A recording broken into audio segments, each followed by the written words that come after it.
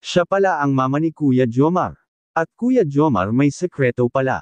Yan ang sama-sama nating malalaman mamaya mga kalingap. Isang mapagpalang araw sa inyong lahat mga kalingap, sanay hindi nyo po makalimutan na mag-like sa video na ito. At paunawa tapusin muna ang kabuuan ng video na ito mga kalingap at para malaman ang nilalaman nito. At maraming salamat po sa pagpatuloy na pagsuporta lalo na kay Kuya Val Santos Matubang at Kalingap Rab. Jomar at Carla, ang Jomcarl tandem ng Team Kalingap na siyang tinatangkilik at inaabangan ng karamihang taga-subaybay ni Kalingap Rab.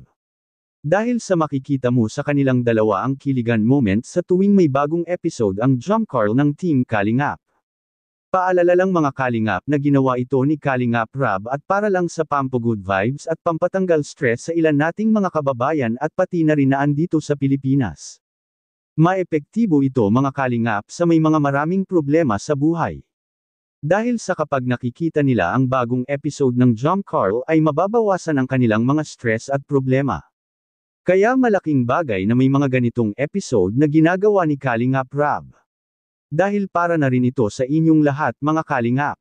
Pampagood vibes sa lahat, samantala dinala nga ni Kuya Jomar si Carla mga kalingap sa kanilang bahay ni Kuya Jomar. At sobrang napakatahimik lang pala ng taong ito at napaka-humble kahit si Kalingap Rab ay halos hindi makapaniwala mga kalingap sa bahay na tinitirahan ni Kuya Jomar. Dahil sa malaki at malamansyon pa ito mga kalingap.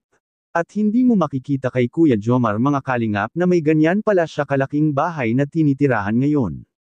Kahit si Carla ay napahanga dito sa bahay nila Kuya Jomar. Ngunit parang hindi lang nakuha kaagad ang loob ni Carla ni Kuya Jomar mga kalingap kahit na pinahanga niya ito sa kanilang mansyon.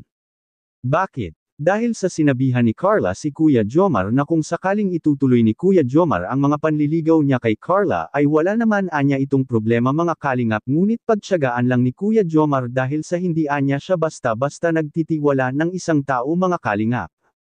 At natatakot si Carla na baka masayang ang maganda nilang pinagsamahan.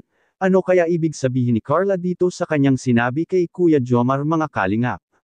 Kung kayo ang tatanungin ano po sa palagay niyo po mga kalingap, at Kuya Jomar may sekreto pala. Makikita po natin sa video.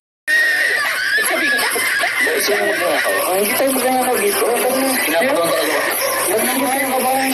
Ang ganda-ganda oh. Kaya ako nasa isang gansa. Gando ang ordinary. Grabe po talaga bro. Ang CCTV. Adyo. Pagbihan ka naman oh. CCTV. Kaya na lang kayo. Milyonaryo pala si Kuya Jomar mga kalingap dahil sa ang laki at ang ganda ng kanilang bahay.